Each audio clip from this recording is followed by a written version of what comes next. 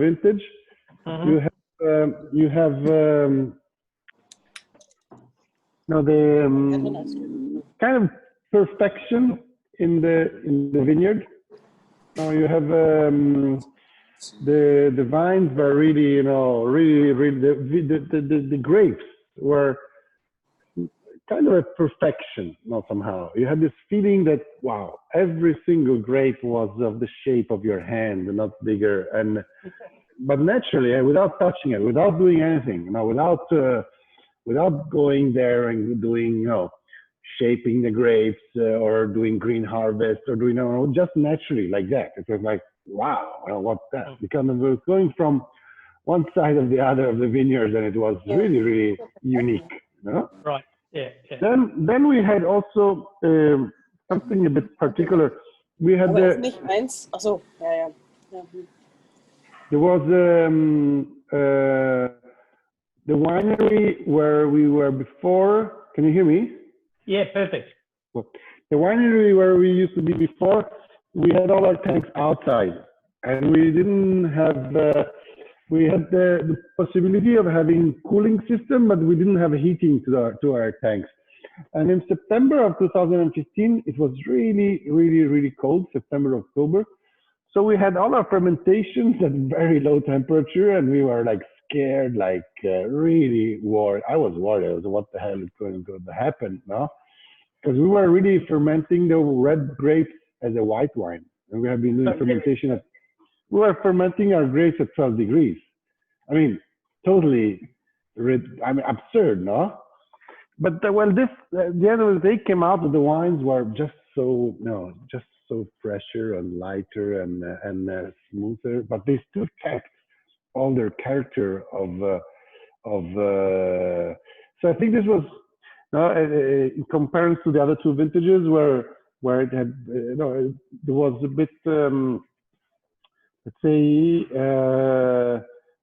more normal, let's say, vintages, with more classic vintages. You don't have this two special elements where you have this incredible combination of things that make your grapes all shaped like that. I mean, that's not normal.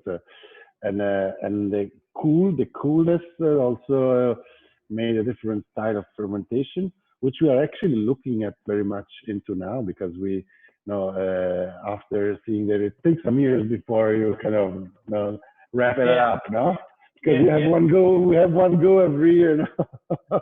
So you need to see the result also in the long term, so it takes a few years to wrap it up. But we are actually experimenting this year to do very low temperature fermentations on the red, to go in that direction there.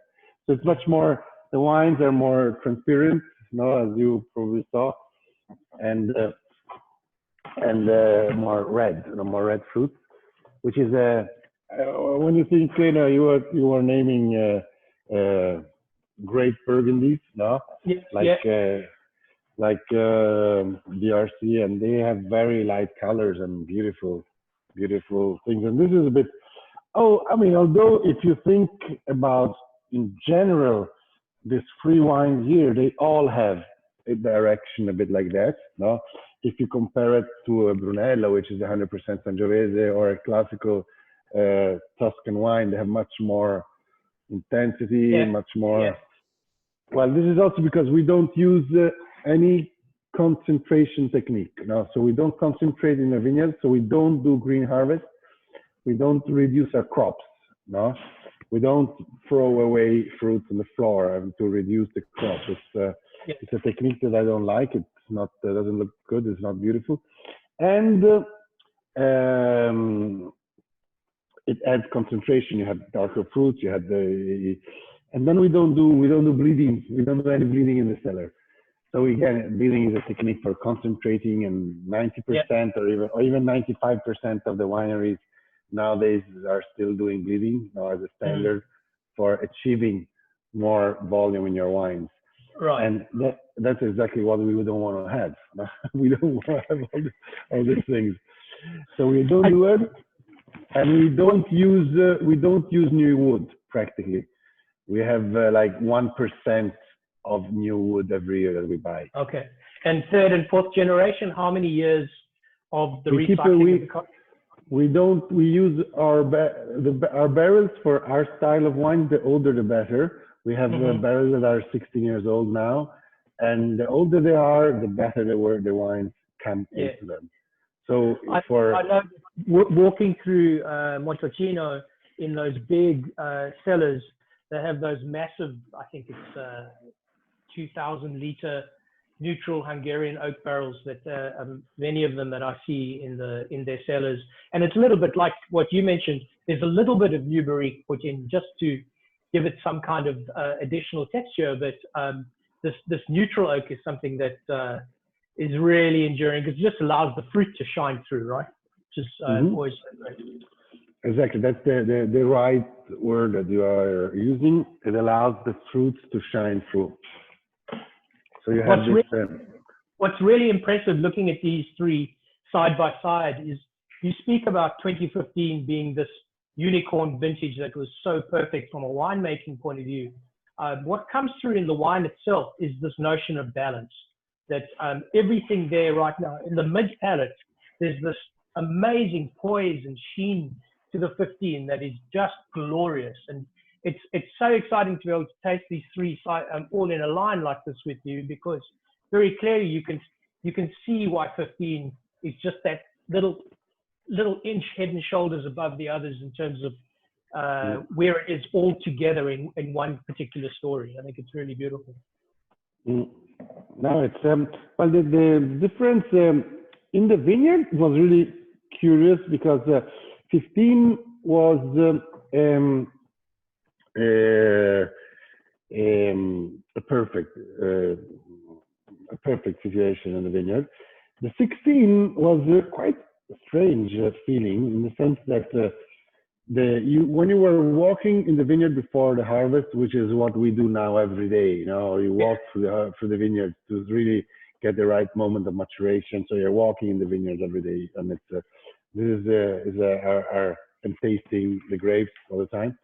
The feeling when you were walking through the vineyards in the 16 was to walk through a sculpture garden. The grapes, really, the grapes had a feeling they were like copper. They were like weight. The feeling was of weight, you know, heaviness and weight, but really like sculpture, you know, like bronze, no? Right. Yeah. And actually, the fun is the wine came out big, you know, with power. Everything is more weight, also in the wine, no? And it's actually a very big wine. It has a lot of dynamic. It was a wine that from the beginning was. I say, you know, 15. It's a more, I would say, more classical wine. No, it's a more classical wine. The shoulder vintages, the 13, the 16, have more of that kind of atavism that you are so famous for these days. The sort of wildness, but still in a sleek, muscular form. You somehow you manage in those vintages to combine those two very different kind of characteristics in one place. And very distinct. It's very classically Graetz, 13 and 16 for that personality. Well, the wine, so the 16, I think it has some more youth maybe in it. No, the sense the 15 is more classic, no, beautiful classic. 16 is a bit more electric sometimes, a bit more teenager kind of wine. Yeah. No? It's a bit more fun. You know, it's a bit more. I think it's really exciting. You know, it's a wine that when you, it's a kind of wine that when you're in a wine fair or you're looking for something new, you're looking for something. It's kind of that kind of wine that is listening. Wow, that's cool. Yeah, my knowledge of cars is not good enough, but I was thinking maybe 15 is the Testarossa, and the 16 is a Ducati, one of these crazy reworked Ducatis or something. It's just got more stuff going on. Yeah, exactly. You know? So it's a fun wine, the 16. I like it.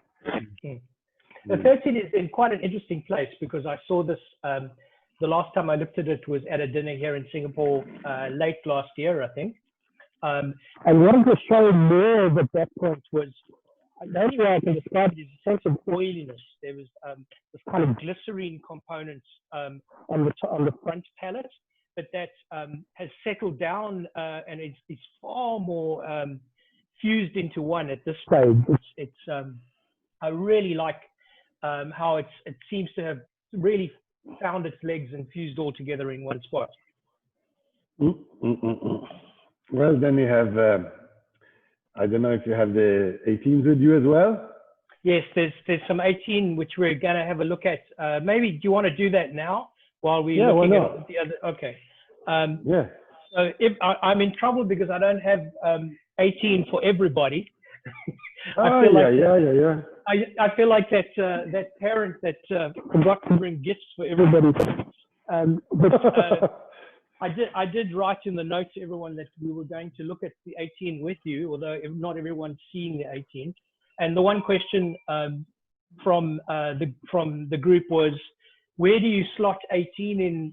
Looking at 13 and 16 as sort of more non-classical vintages, how would you slot 18 into that matrix? Is it more closely aligned to 15 or not?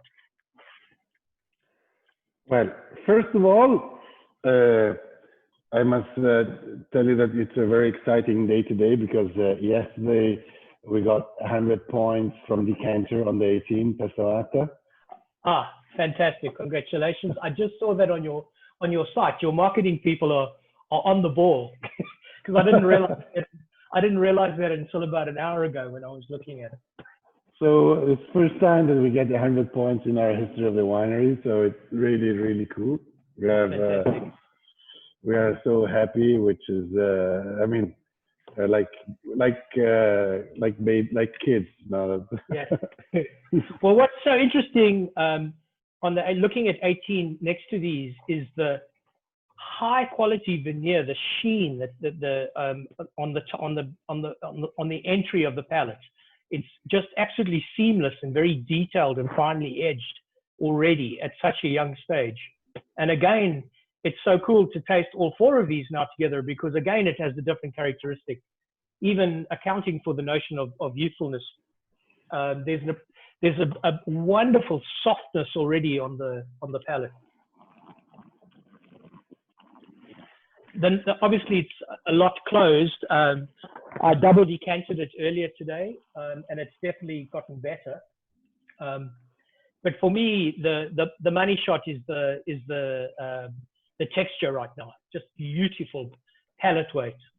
Well, I think what is really impressive in the Testamatta, in the 18s in general, is the nose, which is so balsamic and so fresh. No? You have this nose that really sticks out completely. No? And amazing. No? You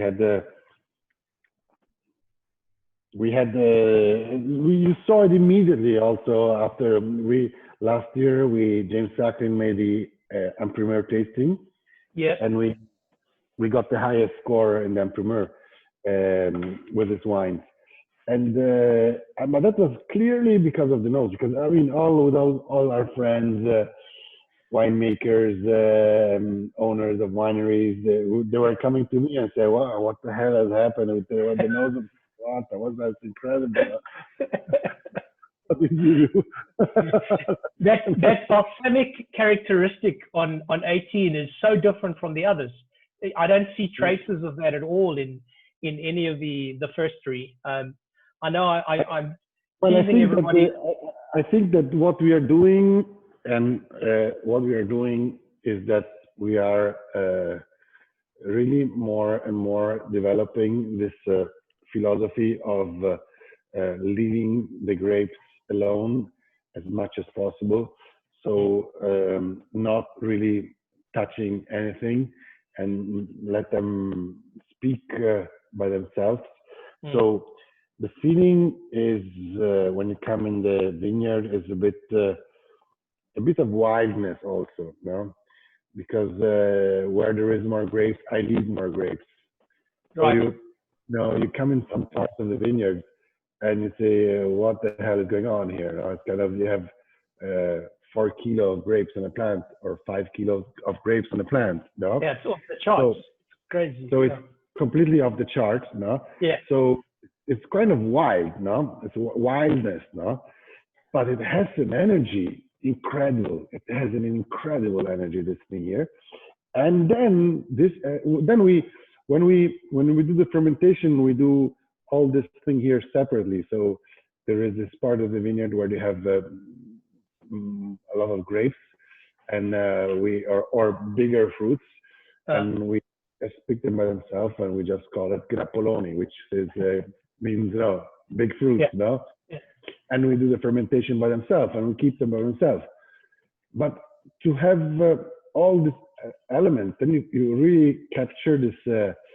I mean, the result is you really get the best out of it, because you just let the plants talk how they want, each plant without being constrained into and then it shows its best and what they want to do. There are some plants, because they have more water in the soil, they want to give more fruit. Let them give more fruit. Right. There are some plants that have very poor soil, rocky. They can deliver half a kilo fruit. Let them deliver half a kilo fruit. Don't pump them, no. Yeah. So extracting the intensity of certain parts of the vineyard with the luscious ripeness of other parts of the vineyard creates some kind of a matrix that all comes together in one finished form. Just and then when you play with the blend, you have all these wines, and we have many different wines together that are coming from the same vineyards, and we play, and you can balance it a bit and try to find polished. It's like doing a sculpture, like doing a painting. You need to have a perfect balance. No, is that not a very stressful time for you as sort of curator of the grapes, to finally look at that final balance in the last sort of moments of harvest? It must be a very stressful time. Well, I don't. It's not exactly. Stress is not exactly the right word, because it's a very pleasant exercise. It's walking through the vineyards and planning and looking and getting ideas of how to do this, how to do that. You can kind of capture what is there for you, to do, and it's a lot of time consuming, because we have a hell of a lot of vineyards. Yeah. A lot of moving around. I guess what I'm taking from you is that you find it very important to actually commune with the vines and to listen to what they're producing, rather than.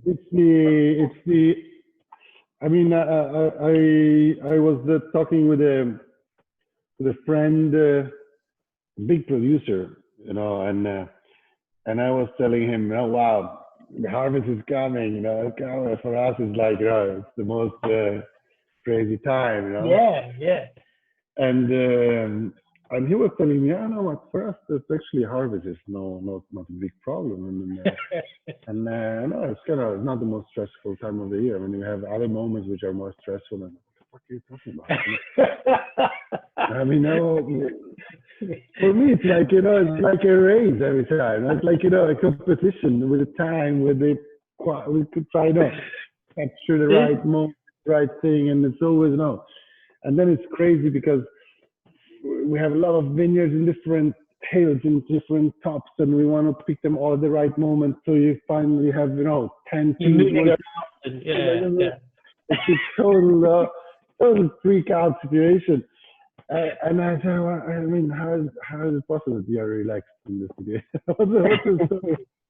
Well, my own experiences in the New World, working in the vineyards in New Zealand and Australia and South Africa over the years, it's just insane. The winemakers running around and screaming, and the harvests going, and it's just the Cirque du Soleil, the whole process. So it's so interesting to hear your take being. Well, I believe that. Well, I'm a winemaker. No, I'm not a technician. No, I'm not a technician. I'm a hedonistic winemaker. And I believe that my wine is done by me in the vineyard.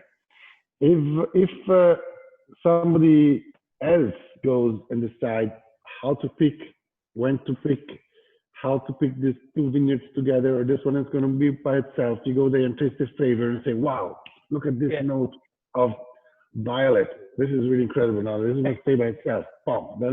It's all like that, you know. And for me, so if somebody else goes, it's going to have completely different attitude, flavors, and it's going to do a different wine. No, I mean, it's not necessarily going to be worse. It's just going to be different. No? Different. Yeah. So I think it's the moment when you really start doing your wine, no? And then it's to have a phase where, I mean, once the wines are in the cellar, we do a quite classical, normal aging. We don't do. I mean, we keep it clean, no, keep it careful, no, and we fill our barrels every 2 weeks and make sure everything is okay. I mean, and then it starts again. Really, after 2 years, where you have the blending process again. It's just something where it's your palate, your flavor, your style, you put it in practice.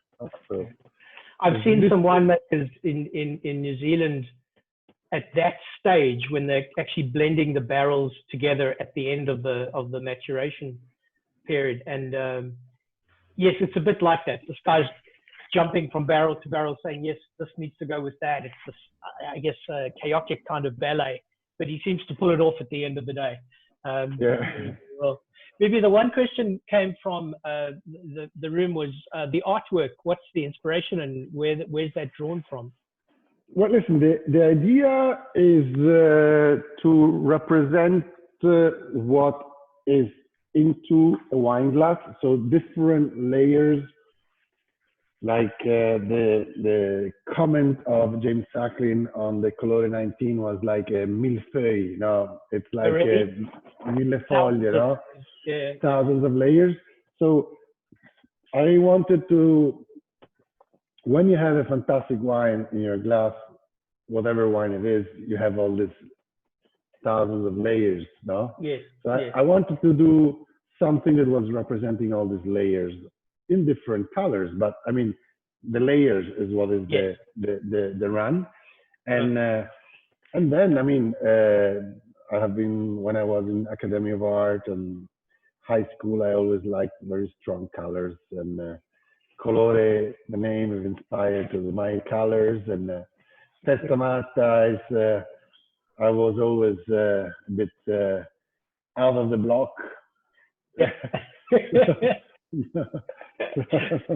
I know that the times that we visited you in Verona, in Italia, your stall is definitely the most enduring stall setup of anybody else in Italy, because you have these huge, massive murals of your art everywhere. There's no denying your style and your approach. Whenever you can't walk past there, aside from the fact that you have to fight your way through to get a glass of wine. I think the last time I almost lost an elbow. It was deep. It was crazy. Thankfully, these days your staff take care of us, because we're I guess selling your wine these days. But the first time I came across you in Italy, it was a scrum to get to the front, but it was a worthwhile scrum to fight through. It was wonderful. Well, we're noisy guys. Yeah. Maybe I wonder if you can talk a little bit about the Colore 18 for those who have it with them in their glass. Yeah. So for everyone to know, the 18 Testamatta and Colore is available on our forward order book. On the homepage, you'll see on the left-hand side, it says Global International Forward Orders, and both the 18 Testamatta, the 100.0, and the Colore 18 will arrive in January from Bibi. And if you're interested to see a bit more also from our winery, we have a very active Instagram profile. fantastic. I'll look into that. It's a profile that I am actually curating by myself. So okay, I'm doing all the posts and checking all the posts that are getting on it. What's the name of the Instagram profile? Is it Bibi? It's a Bibi Graetz Winery. Okay. All right. Yeah. So it's with a little blue sign. Yeah, unmistakable logo. Yeah. So on my Instagram, I've done hashtags to Bibi Graetz Winery today of all the images that I took when I was bottling. So it will relate to that page. So anyone who's on my Instagram, I always keep a bit diary of what we're doing in the vineyards and in the winery. So it's kind of, I mean, very personal. Yeah. So Bibi, the Colore is... The Colore is in 2000. Well, first of all, both the wines have this very strong balsamic bit, very, very special wild note to them, which I would say it's a common thing of the vintage. Colore is coming from the oldest vineyards we have. So in order to be part of the blend of Colore, the vineyards need to be at least 70 years old. Mm-hmm. This is our kind of DLC for Colore. The Bibi Graetz DLC for Colore. DLC. You should register that as a trademark. Yeah. And specifically in 2018, the largest part of fruits are coming from Lamole, which are at 650 meters high up in the mountain. So the fruit, you have the elements that are part of it are three main elements, which is altitude, very high altitude. So you have much more red fruits and much more fruit intensity. Now it's like bush berries, kind of, no? Okay, yeah, got it. It's like mountain berries. You have the very, very strong intensity. Then you have very, very old vines. The vineyards are 80 years old. And then you have the soil that is practically sand. It's kind of powder, nearly. When you touch it, it just goes away. Yeah, yeah. So these are the three, let's say, elements that are showing off in Colore. And then there is another element which the vineyard is in the goblet. Maybe no, it's you can see it in my Instagram site. Like this amphitheater. It's like a little tree. No, it's with a centerpiece, a center pole. It's a goblet. Yeah. Okay. That's also something that give some different elements to the wine. So it's actually four elements that are give a very, very distinctive character to this wine. No? And the fruit is so. Yeah, carry on. Sorry. It's so wide, the fruit. You have this. I like to think when I'm tasting Colore, I think of the big cherry, huge cherry. It's huge. It's a huge wine. But still, wonderful curves and lines to it. You know, it's obviously broad, but very sculptured and nuanced at the same time. Well, we use the technique is the same, so there is no concentration also here. So it's you have the wines are completely transparent, and there is this elegancy. You know, my goal in 2018 was to make a wine that was from day one, from the first moment, beautiful, polished, shining. I didn't want to have a wine that was for connoisseurs, kind of a wine gig wine. I wanted to have a wine that was just beautiful for everyone. Not to taste. Yeah, it's fantastic. This idea of beauty. If you see something beautiful, it's beautiful for everybody. Yeah. You don't need to be a connoisseur to understand that this thing here is beautiful. No? Well, for me, that's been a thing. The wine that I love the most is a wine that I'm comfortable with, as opposed to having to peer into it and try to analyze it and give it respect for a whole bunch of technical reasons. The wines that I personally love to drink the most are the wines that I feel like I'm leaning back and just enjoying. And that's what I was this is the right words. I want to do a wine that you can just lean back and enjoy. That was the feeling I wanted it's to really beautiful. create. Yeah. Are there any questions from the group? Can I ask Bibi a question? Yeah, please. Sure. Hi, Bibi. Hi. I've been speaking Italian for 20 years, working for an Italian company, so I know very well what soffocone means. Can you tell us a little bit? You're putting him on the spot asking him that. Are you still producing soffocone, and how is that going? Yes, I mean you cannot stop producing soffocone. No, I agree. We produce as much as we can. Good. Okay. So one of the two of you are going to have to explain what that means now. For everybody else. Well, allora, soffocone is a slang word in Tuscany, Florentine, but then which reflects, it's mainly Tuscany, but then it's very well known broad Tuscany, so all over Italy. And it's kind of a saying kind of a big suffocation, it's suffocating big time, kind of, it's a very sophisticated way or smart way to go there, because you're not talking about anything that is referring to sex, but it's clearly, a big choke. I don't know, but so it's a smart, it's a very, let's say smart way, daring way to go there, to call it, because I mean it's and it was inspired, like at the time when I started doing wine, you had the sassicaia, all the ayas, which was a bit boring for me to do another aya, and but then you had all the oni, il asinone, il greppone, il poggione, carbonaione. You had all this one wine, which means something that ends with one is big. It's so I was together with my friends, and suddenly someone came out with soffocone, and I said, "Oh fuck!" In a case, the soffocone vinciliata. I just saw the case there.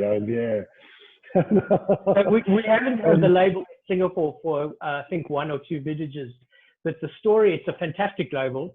But the story that I got from your guys, from Filippo, I think, the vineyard where the soffocone grapes are made overlooks Florence, and it's a place where all the kids go to park with their girlfriends after dark. It has this whole subculture attached to it. Now, I'm not sure if that's true, Bibi, but it's a great market. No, but listen, it's I mean, half of the city of Florence has been hanging out on the hills of Vinciliata when they were teenagers. I mean, with scooters, with bicycles, with cars when they had the driving license. Everybody got lost in the forest in Vinciliata. I mean, you name it, and I mean, I had once a bottle, a 6-liter bottle in New York, in a restaurant, and the guy was walking. He just saw the bottle. He runs in the shop and said, "Oh, I was fucking there."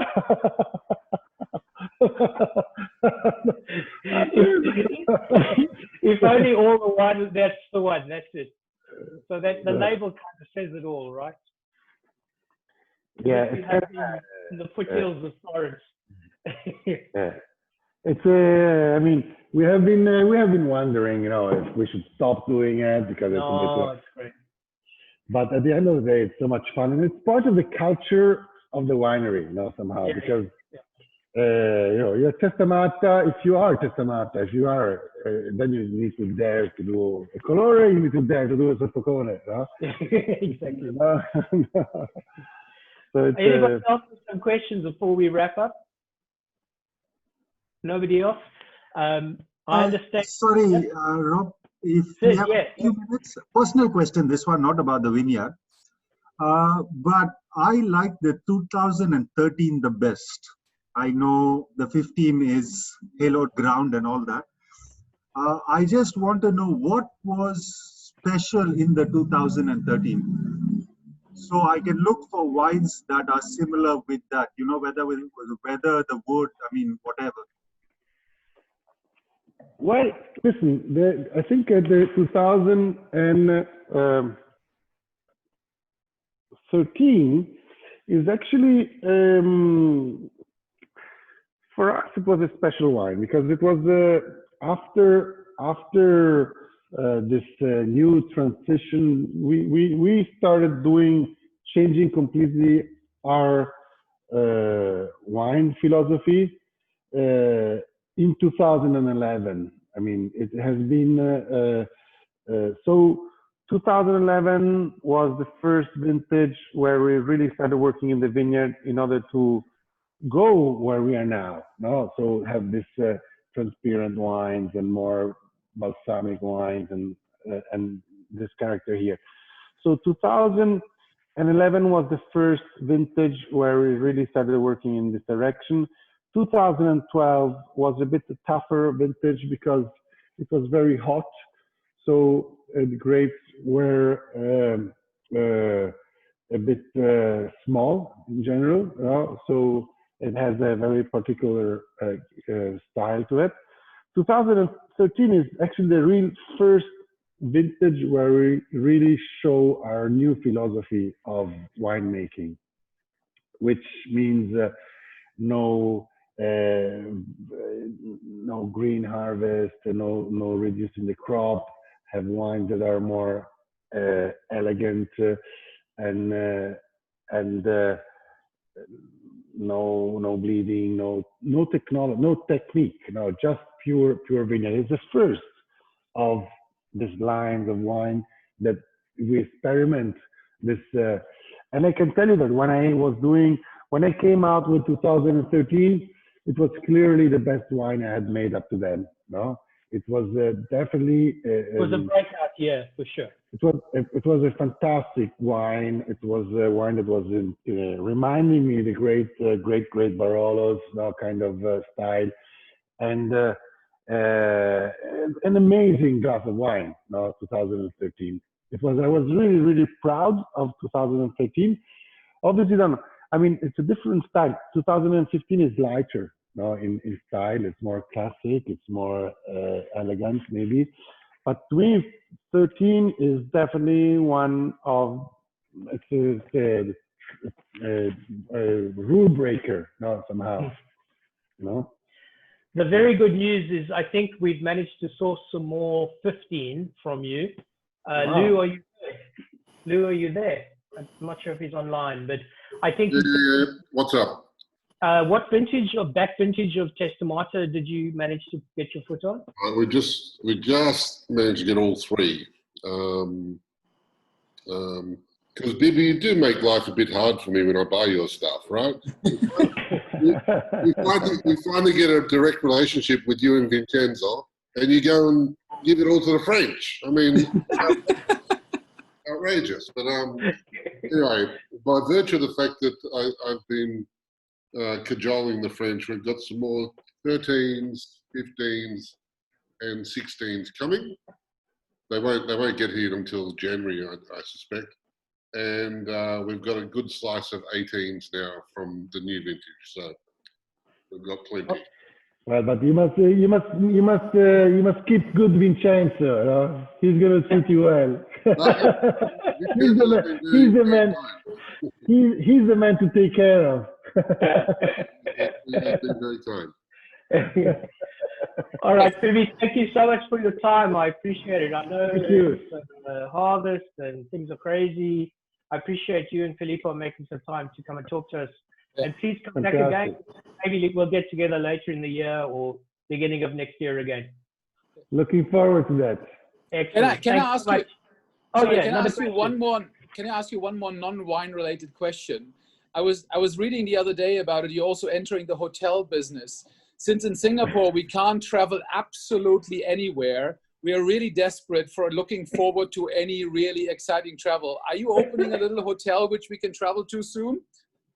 Listen, it's not really correct in the sense that we were bluffing a bit with the when we bought this property here, which was hosting a hotel, a restaurant, a bar.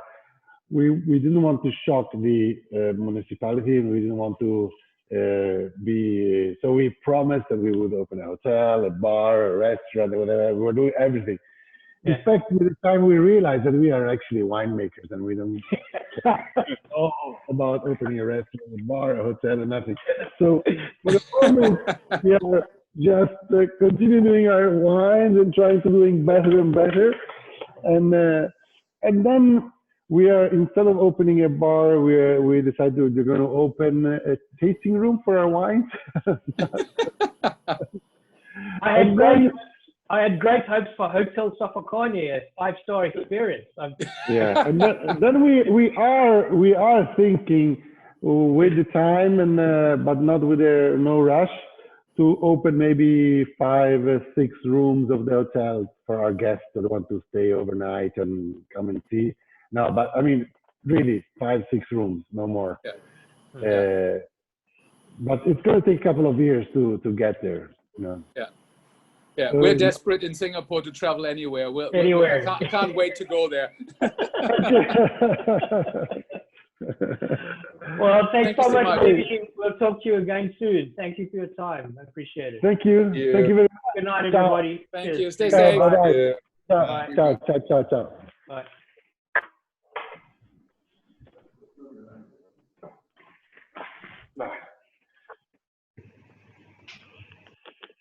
He really needs to think he really needs to kill his fate. Unmuted. Hey Rob, hello. Hey darling. Did you get the numbers right then? Sorry, I didn't see the phone. I did, yeah, and we haven't opened the Colore. Yeah, not yet. Well, it's here. It's there. Nice. It's so good. It's so good because at 12 o'clock when I opened the bottle, I thought this thing's not. It's going to be like a Grange. It's not going to say anything. So I double decanted it and then put it in the jars and left it as long as I could before I had to seal them with argon. But opening it now, it's great. It's totally different wine. I was really panicked earlier because I thought it was just closed and it wasn't going to give anything. I know that Bibi was talking a lot about the phenolics on the 18 Testamatta. I didn't really see that.